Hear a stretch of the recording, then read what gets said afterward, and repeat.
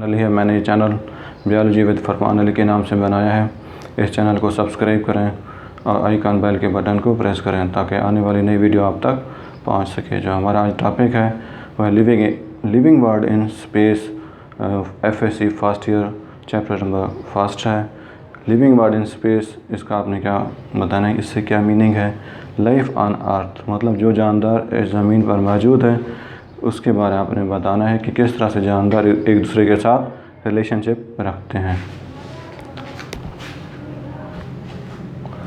Life on earth इसका मतलब है जानदार इस ज़मीन पर रहते हैं और लार्ज नंबर ऑफ ऑर्गेनिज्म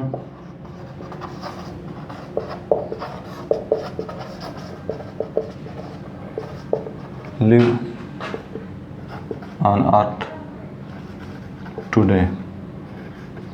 आज जो ज़मीन पर जानदार हैं बहुत ज़्यादा मौजूद हैं, इनकी तादाद है, अक़साम है और ये एक दूसरे के साथ इंटर रिलेशनशिप बनाते हैं। They form inter relationship with each other, एक दूसरे के साथ ताल्लुक़ बना कर रखते हैं या एसोसिएशन बना कर रखते हैं। इसको क्या कहते हैं, इंटर रिलेशनशिप या ताल्लुक़ कहते हैं। वो कौन से इंटर रिलेशनशिप हैं वो आपने बता देना है। सबसे पहले जो है प्रीडेशन है। प्रीडेशन आपने बताना 5 इंटरेक्शन है। प्रीडेशन है, पैरासाइटिज़म है, कंपटीशन है, कमर्शियलिज्म है और म्यूचुअलिज्म है। पहले हम पढ़ते हैं प्रीडेशन। किसे कहते हैं प्रीडेशन? इन प्रोसेस या association in which one organism kills and other organism eat.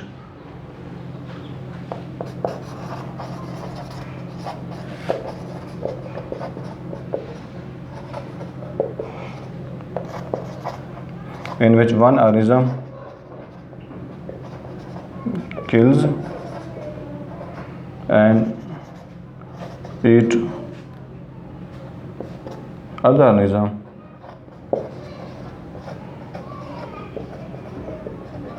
is called predation। इसे क्या कहते हैं? प्रीडेशन कहते हैं। मतलब एक ऐसा अमल ताल्लुक़ होता है दो जानदारों के दरमियान जिसमें एक जानदार एक दूसरे जानदार को मारता है और उसको खाते भी हैं दूसरे जानवर, तो ये प्रीडेशन कहलाता है। इसके आपने मिसाल देनी है लायन और डीर की। लायन जो है वो प्रीडेटर है,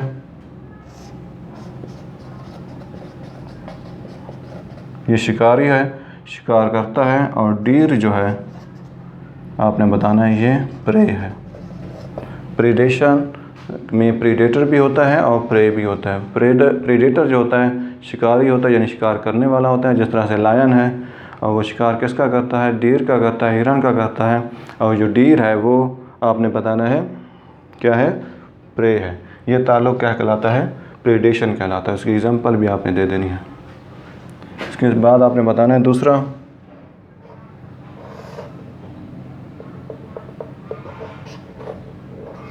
पैरासाइटिज़म। इस रिलेशनशिप में बताना है the association in which one organism live on another organism and get from food and in turn cause disease in it. मतलब एक जानदार दूसरे जानदार के जिस्म पर रहता है, वहाँ से खुराक भी हासिल करता है और बदले में उसे नुकसान पहुँचाता है, बीमारियाँ फैलाता है। ये पैरासाइटिज़म कहलाता है। The association between two organisms in which one organism live on other and get food, और वहाँ से खुराक भी लेता है, एंड इन टर्न और बदले के तौर पर काजेज डिजीज़ और उसमें बीमारियां फैलाता है, ये पैरासाइट कहलाते हैं। एग्जांपल देनी है आपने इसकी पैरासिटिज़म की, मस्कीटो बता दें, जो एक्सटर्नल पैरासाइट है। ये हमारे जिस्म पर रहता है, ब्लड लेता है हमारे जिस्म से खुराक के तौर पर, और हमारे जिस्म में क्या करता है, मलेरिया डेंगू की बीमारी फैलाता है। और आपने बताना है तीसरा रिलेशनशिप है, आप बता दें।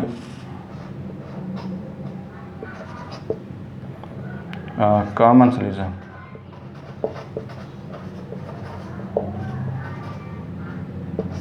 कॉमन्सलिज्म में आपने बताना है the association between two organism in which one organism get benefit without harming the other organism. मतलब एक जानदार दूसरे जानदार से खुराक लेता है लेकिन दूसरे जानदार को नुकसान नहीं पहुंचाता।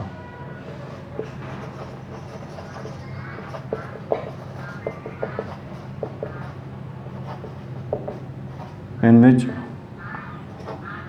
one organism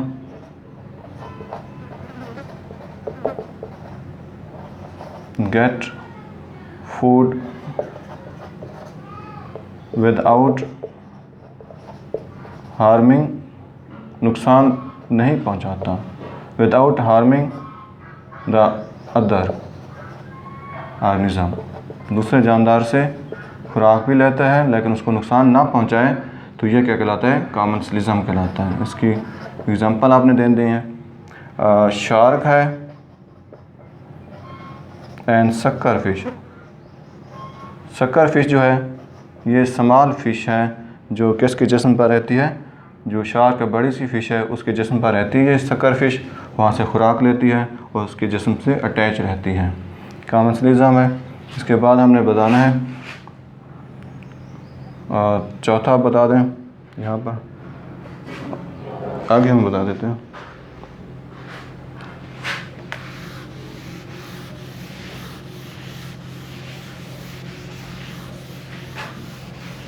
जो चौथा है वो आपने बताना है म्यूचुअलिज्म बताना है। म्यूचुअलिज्म में बताना है the association in which both organism get benefit, दोनों जानदारों को फ़ायदा हो तो यह क्या कहलाता है, म्यूचुअलिज्म कहलाता है। यह ताल्लुक़, एग्जांपल आपने बता देनी है म्यूचुअलिज्म की, लाइकेन है और माइकोरेजी है, और एग्जांपल ऑफ म्यूचुअलिज्म। उसके बाद पांचवी जो है आपने बताना है वो है, इसके बाद आपने बताना है पांचवा कंपटीशन। कंपटीशन किसके लिए करते हैं, organism compete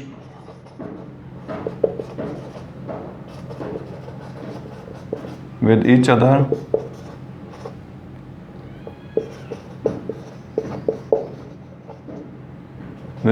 for resources like food है, वाटर है एंड स्पेसेस। मतलब जगह के लिए भी जानदार एक दूसरे से मुकाबला करते हैं, किसके लिए, खुराक हासिल करने के लिए, वाटर हासिल करने के लिए और स्पेस हासिल करने के लिए, ये कंपटीशन है। अच्छा, अगला टॉपिक जो है हमारा आपने बताना है लिविंग बर्ड इन टाइम। इसका मतलब है कि जानदार जो ज़मीन पर रहते हैं उसकी एज कितनी है, कैसे एज मालूम कर सकते हैं, जो मर चुके हैं, जो फासिल की शक्ल में है। तो इस तरीके से हमने एज मालूम करने के तरीके को क्या कहते हैं, लिविंग बर्ड इन टाइम हमने बताना है। इसका हमने कैसे मालूम कर सकते हैं, इसके जो मेथड हैं, पहला आपने मेथड बता देना है स्टडी ऑफ फॉसिल्स। सवाल ये पूछ सकते हैं कि how we can determine the age of organism, जो फॉसिल्स हैं उसकी एज कैसे मालूम कर सकते हैं।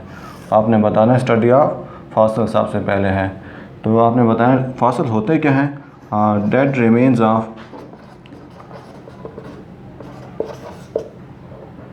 ऑफ ऑर्गेनिज्म, प्लांट्स भी इसमें आ जाते हैं, एनिमल्स भी आ जाते हैं, आर कॉल्ड फॉसिल्स।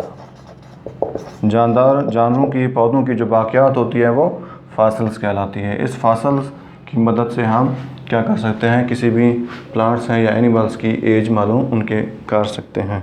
इसके बाद दूसरा जो मेथड है bye formation of time sequence.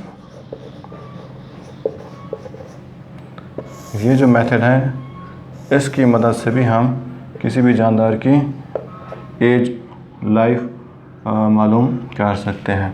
आपने इसमें क्या किया जाता है, we can determine age of organism, the fossils are present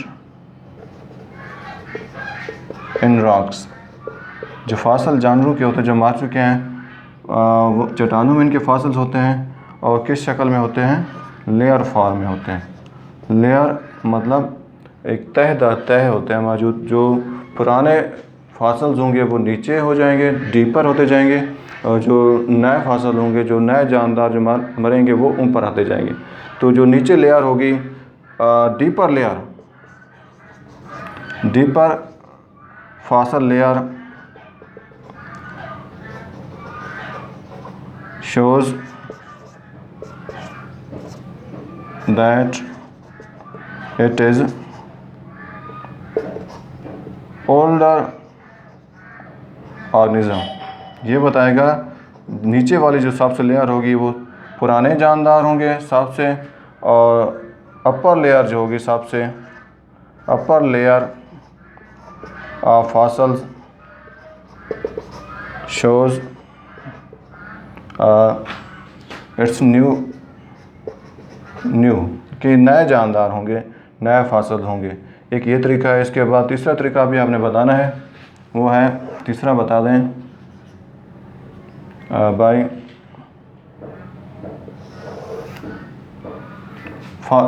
by radio active isotopes.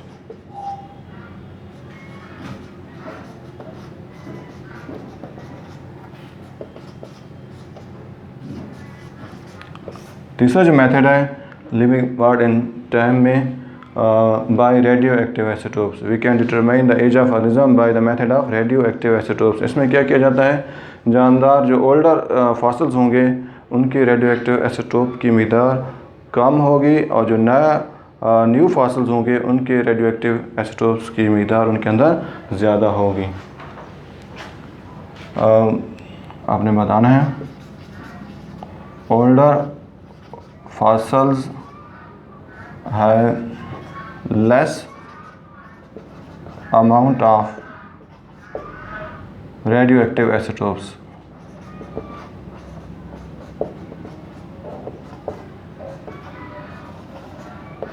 and new fossils have high amount of radio active isotopes.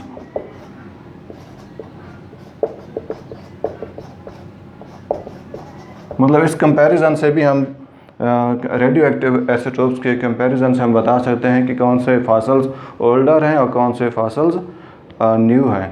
तो ये तीन मेथड हैं आपने बताने हैं, bye study of fossils, bye formation of time sequence. इसमें आपने बताने लेयर्स की मदद से हम बता सकते हैं कि किस तरह से जानदार कौन से न्यू हैं फॉसिल्स और कौन से ओल्डर हैं। जो न्यू होंगे लेयर की शक्ल में होंगे, ऊपर होंगे, और जो ओल्डर फॉसिल्स होंगे वो deeper in the rocks and the soil होंगे।